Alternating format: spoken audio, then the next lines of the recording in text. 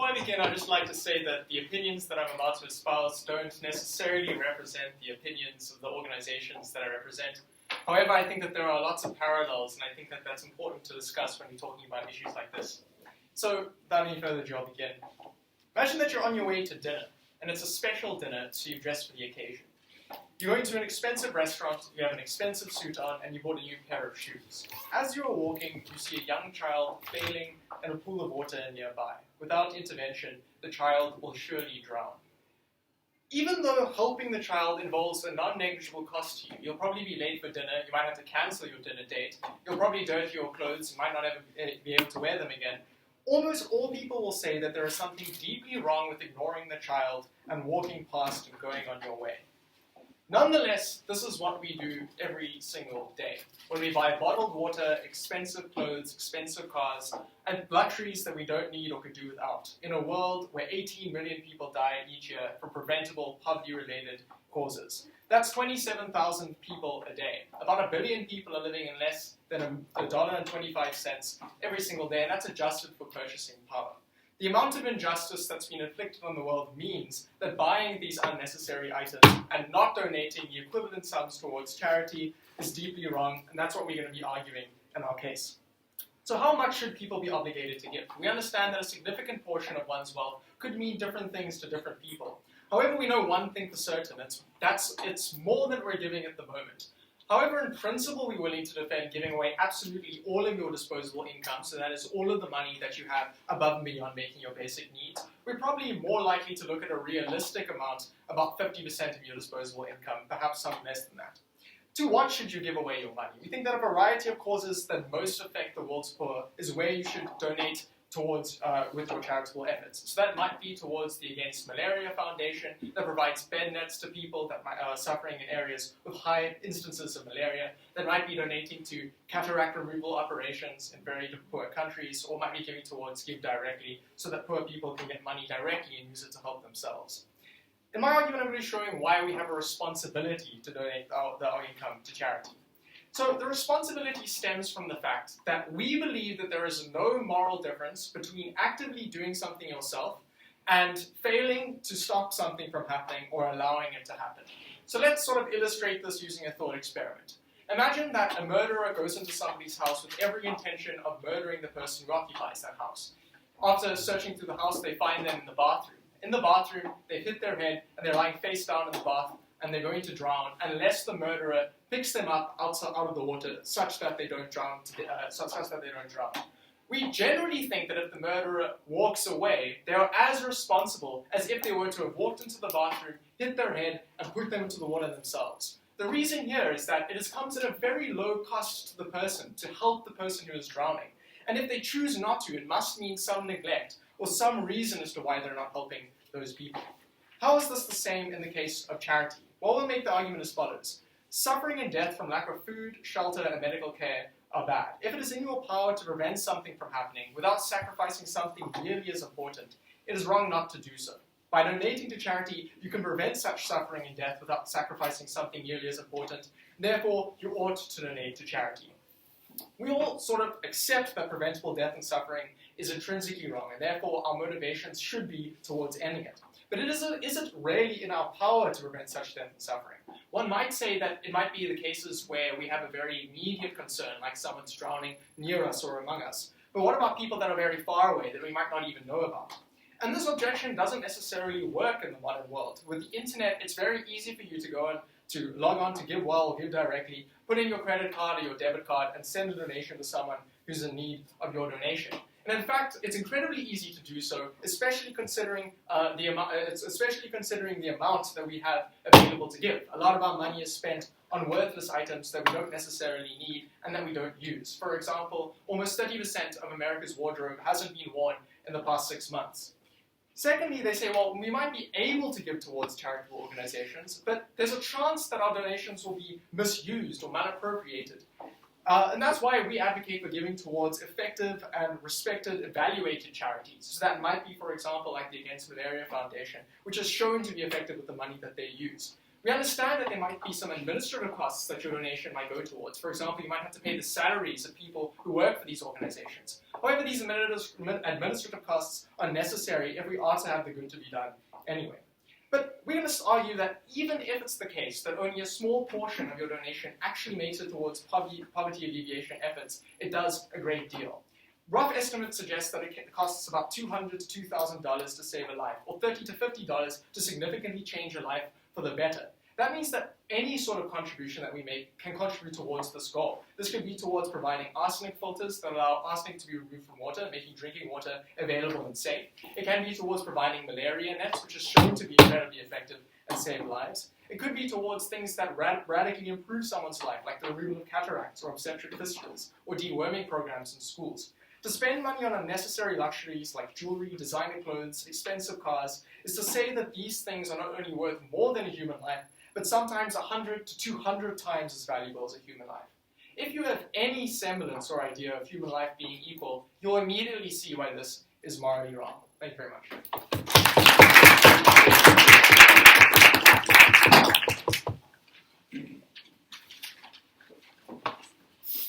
We thank Stephen for opening the debate today, and now call upon Jean-Luc to begin the case for the opposition.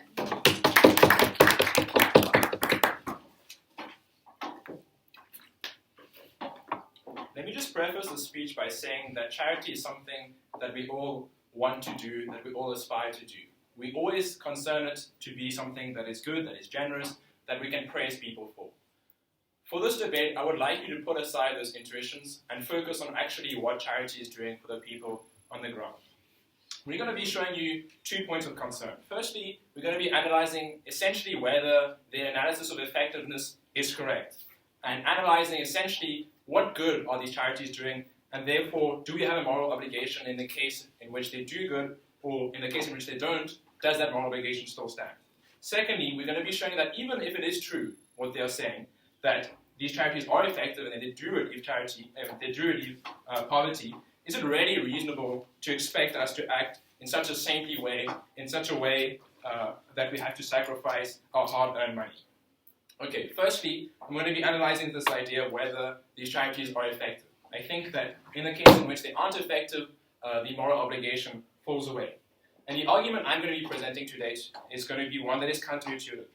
This is the idea that charities, in their current state, as they are today, perpetuate poverty. And while they provide some sort of immediate relief, we think that those communities might be made worse off by charity intervention. Let's look at the current landscape of what charities do today. We think that charities are preoccupied with essentially symptoms of poverty, right? And they don't analyze and try to fix the causes. We've been presented many effective charities on their side, charities who might do the best work in terms of targeting causes, right? But we think that what they miss out is that they neglect institutional or structural change and rather focus on immediate relief. So providing food or water or life-saving medication might be effective at curing the causes of poverty, but we think that we need a rethink in terms of how these countries are going to develop going forward, right? We think that what this neglect of institutional or structural change means is that this change doesn't happen, right? It doesn't occur. Simply, this symptomatic aid is provided, and in fact, it distracts us from institutional reform from happening. So let me just be clear on what I mean by institutional reform. I mean political reform, structural changes, perhaps a change in the economic system. We think that these are worth consideration because essentially those are the ones who establish the conditions on which poverty is allowed to grow, right? So I think we can all agree that we should all prioritize structural change, and that allowing people to escape poverty is far preferable than essentially giving them welfare and charity, right? We think that in many instances, in many countries, radical political change is needed, not mere relief, right? The problem with giving to charity is that they focus on the micro and prevent us from looking at the political or economic system that enables such poverty to be created, right? So what does this mean, right? It means that essentially giving to charity perpetuates a system in which people aren't able to escape poverty, right? We think that there's a dependence effect that's being created, right? So it might cause dependence on charity. This means that people are unable to escape poverty. That means that they might become reliant on aid, right? They might see aid as something that is beneficial to them in the short term, but doesn't create good long-term benefits, right? So when I say that we ignore the political problems or the economic system that underlies, it means that future generations are going to be unable to respond to poverty, right? They're going to be unable to climb out of this cycle, and essentially this means suffering on a much larger scale and on a scale that perpetuates also in the long term, right? So I think finally I want to say that we need to appreciate that charity operates in the context of this global system of capitalism, right? It's a system that perhaps we need to look at, right? Perhaps it's a system that isn't creating the best outcomes for society. It's a system perhaps that allows people to get fabulously wealthy and then feel very good when they donate part of that income to charity. So perhaps the analogy that they give us, where we try to save a child or we have a moral obligation to save a child, would be different if we consider the alternative that I'm offering. Essentially, in this case, the thought experiment is different. It's one in which we might have an obligation to save a child, but we are faced with the knowledge that saving that child might mean a proliferation of many other drowning child. And I think under that paradigm, it's much more unclear exactly what we need to do, right? So we think that there are these long-term, short-term, long-term considerations that need to be taken into account. And we think that it might very well be the case that a focus on effectiveness, on causes, might lead to a neglect on institutional change that is needed, perhaps most of all. Thanks very much.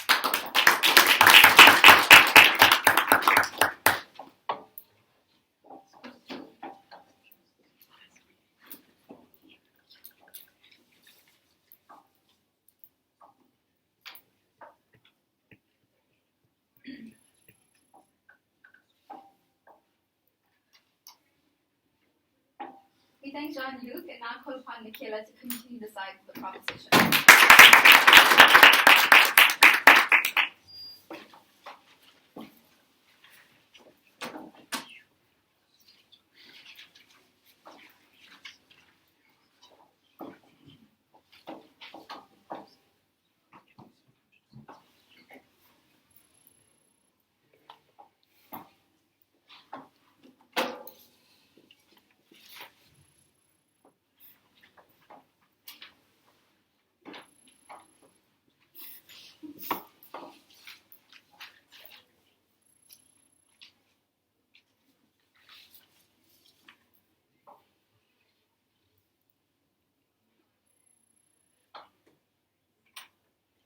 It seems kind of odd that the argument that's been brought forth by side opposition wants to hold us blameworthy for donating towards charity. What I'd like to do within my speech today is I'd like to move this debate away from criticisms of the problems that may exist with charity, because we tell you that the problems that exist are regrettable, but ones that can be fixed and ones that should be looked at and is not mutually exclusive from our model. What today's debate should be about is a focus on the principle of what we should do with our disposable income after meeting our basic needs. Because we cannot deny the harms that have been outlined by Stephen that come from holding onto this disposable income for ourselves. But secondly, because and this is what I'm going to be dealing with, is I'm going to be showing you why the wealth itself isn't something that is rightfully yours in the first place. Okay, so Stephen has shown you the moral obligations that you have with your money, and what I'm going to do is challenge the idea of whether that money is actually rightfully yours to give. And I'm going to be doing that on two levels. Firstly, under the influence of random factors that have had on that, and secondly, the role of society in terms of how you were able to gain your wealth. Okay, so the reason why people hold on to their wealth is because we often live in a society that tells you that you deserve it, or you feel like it is something that you deserve, and therefore you feel morally entitled to your wealth. And if they were able to shatter that principle, we tell you that we're able to shatter the idea of whether you are actually deserving of keeping that wealth. Okay, so deserving means, in order to deserve something, would mean that you would have to have been derived as a result of your own power and of your own choices. So in order to determine this, we need to have a look at how wealth is actually obtained. And what we can understand from this is that wealth is obtained, yes, through hard work and perseverance that you put into your work, but it is also as a result of the fact that you happen to be born smart, or you were born pretty. It's the fact that you were born wealthy. It's the fact that you were born into a family that cared about your education. It's the fact that you were born white. It is the fact that you were born straight. It is the fact that you were born into a society that happened to value the certain combination of characteristics that you were given.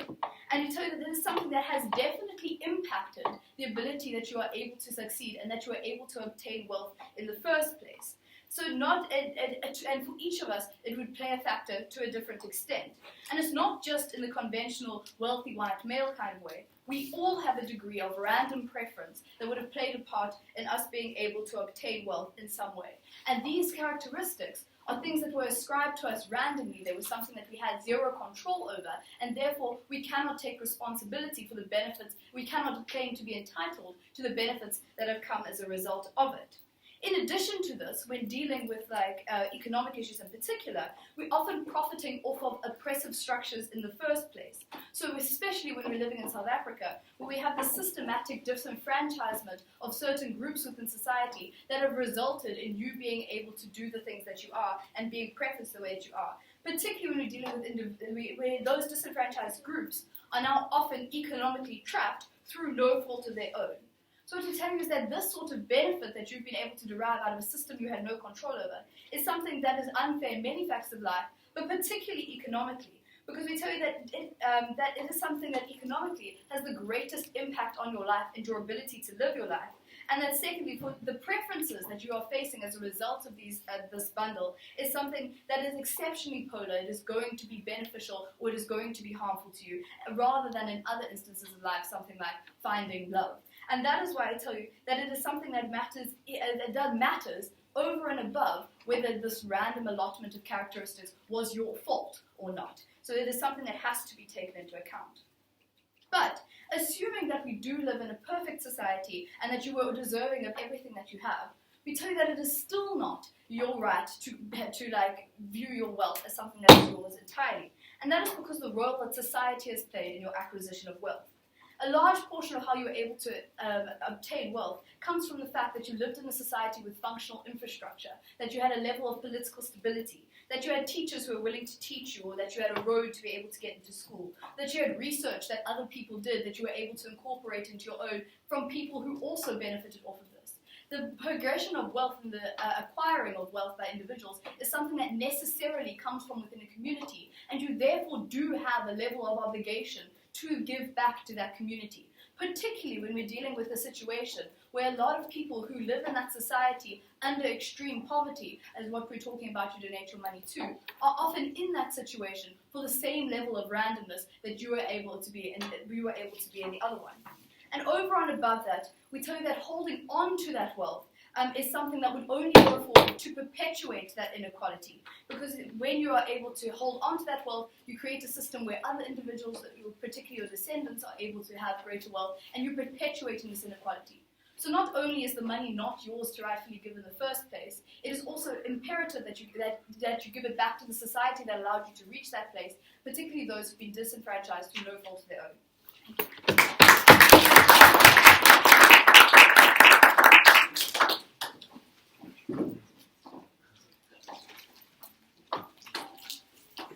We thank Michaela for closing the proposition side, and now call upon Jordan to close the opposition side today.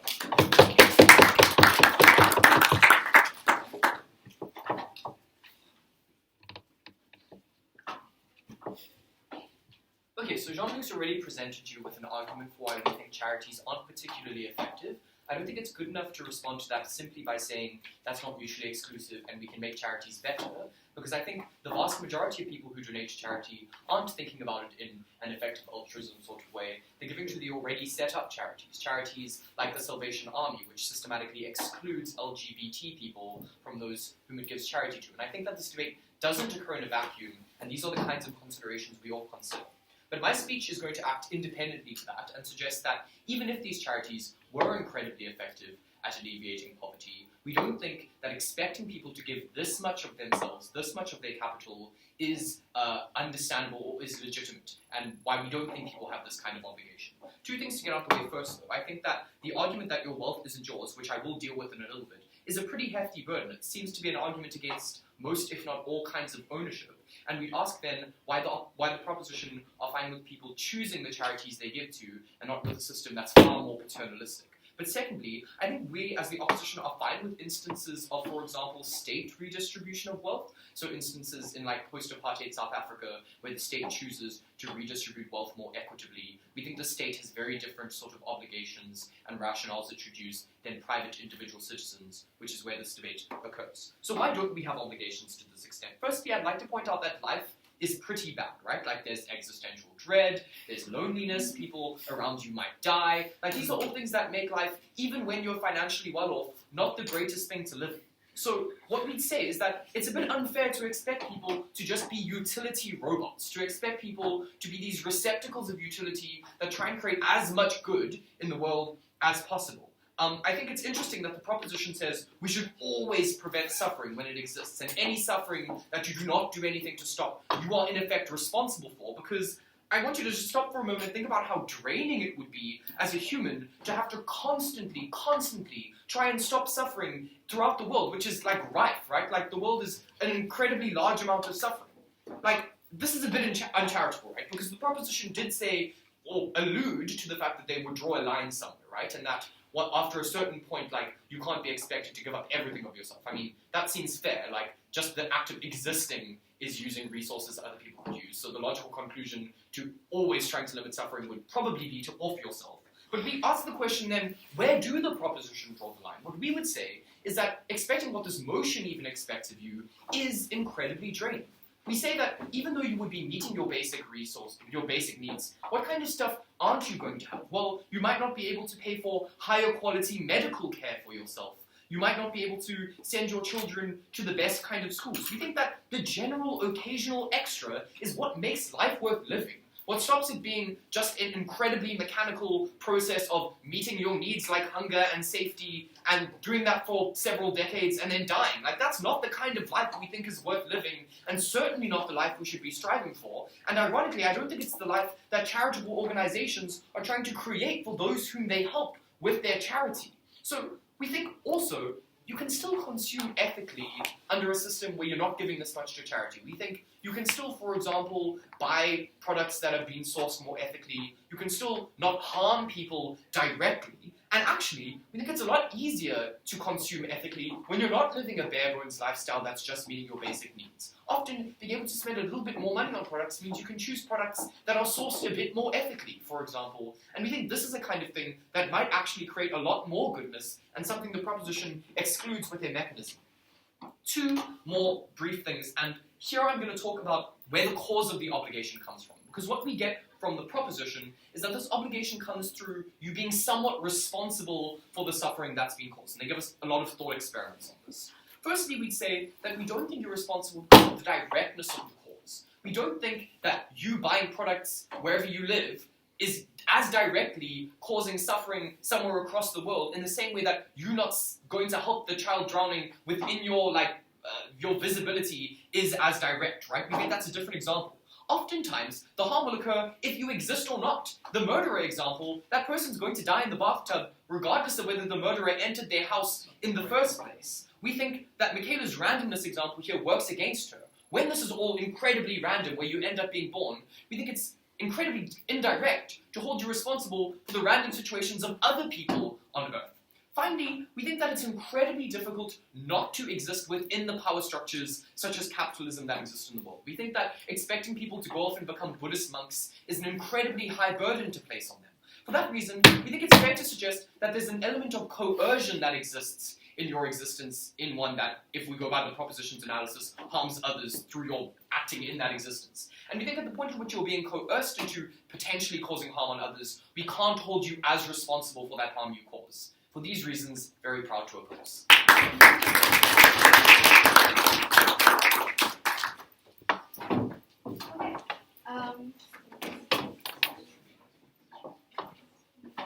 So we thank Jordan for concluding the debate for the opposition side. I think what was important to mention, which I forgot to at the end, my apologies, is what Stephen said, that each of these volunteers were randomly assigned their sides, the views that they espouse.